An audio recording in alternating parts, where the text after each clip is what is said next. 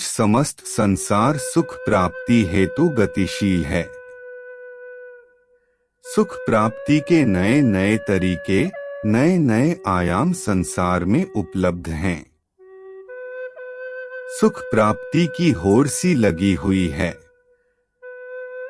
सांसारिक व्यक्ति अपने अपने तरीके से सुख प्राप्त करना चाहता है। कोई पैसा इकट्ठा करने में सुख महसूस करता है, कोई बंगला गाड़ी में सुख देखता है, कोई संतान में सुख देखता है। सांसारिक मानव सैर सपाटे में तरह तरह के व्यंजन खाने में सुख का अनुभव करना चाहता है। इसके अतिरिक्त ऐसी अनेकों भौतिक वस्तुएं हैं जिनको प्राप्त कर व्यक्ति अपने आप को सुखी महसूस करता है। ये सभी सुख देने की वस्तुएं क्षणिक होती हैं। कुछ समय पश्चात इनसे सुख प्राप्ति में न्यूनता आने लगती है या व्यक्ति इनसे धीरे धीरे उबने लगता है। इसके बावजूद भी मानव सुख प्राप्ति के नए नए तरीके खोजता रहता है और उनको प्राप्त करने के लिए लगातार परिश्रम करता है।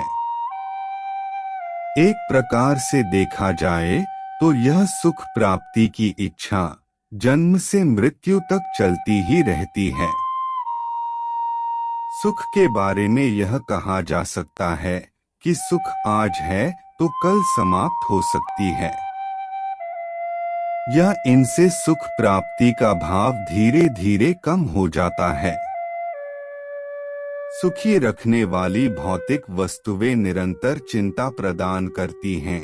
इनके चोरी, नुकसान, हानि का भय सदैव बना रहता है। आनंद अखंड होता है।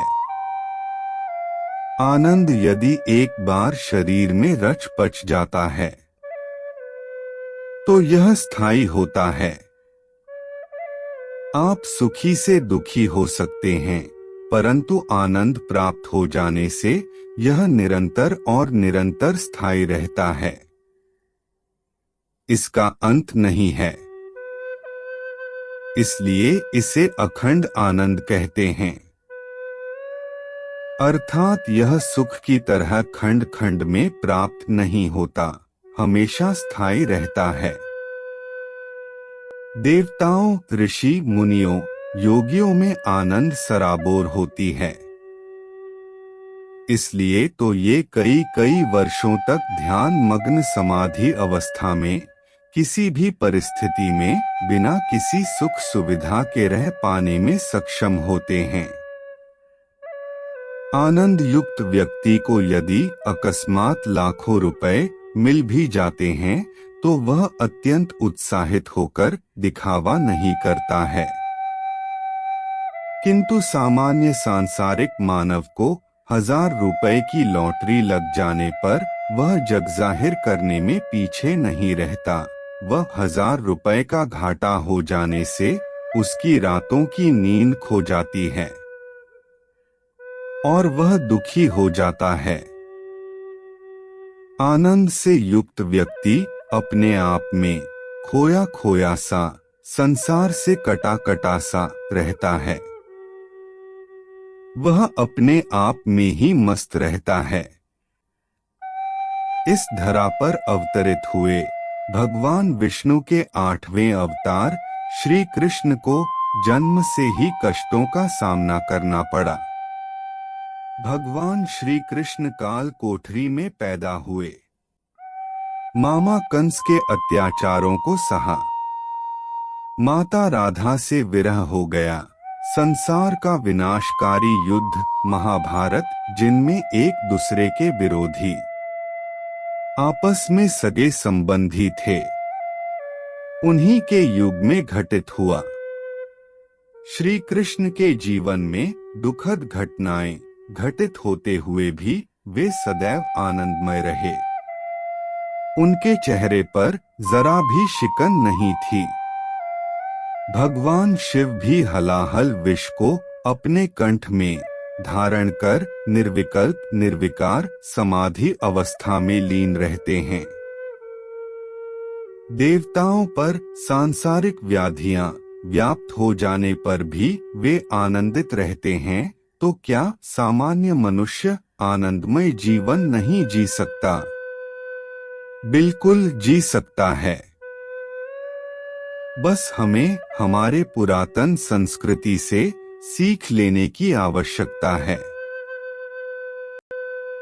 फिर हम सुख प्रदान करने वाली सांसारिक भौतिक वस्तुओं का निर्लिप्त भाव से आनंद पूर्वक उपभोग कर पाने में सक्षम हो जाएंगे। जब मानव निश्चिंत होता है, तभी उसके सभी कार्य आसानी से बाधारहित संपन्न हो जाते हैं और वह भौतिक वस्तुओं का उपयोग पूरी क्षमता से कर पाने में कुशल हो जाता है। शरीर में जब तक आनंद रचा पचा नहीं, तब तक मानव क्षमता विहीन जीवन जीता है। नुकसान हानि की चिंता बनी रहती है। जो सांसारिक है वह नश्वर है, क्षणिक है, समाप्त होगा ही। इनके खो जाने का, नष्ट हो जाने की चिंता करना व्यर्थ है। शरीर में आनंद को उतारने का एक ही मार्ग है, ईश्वर की भक्ति।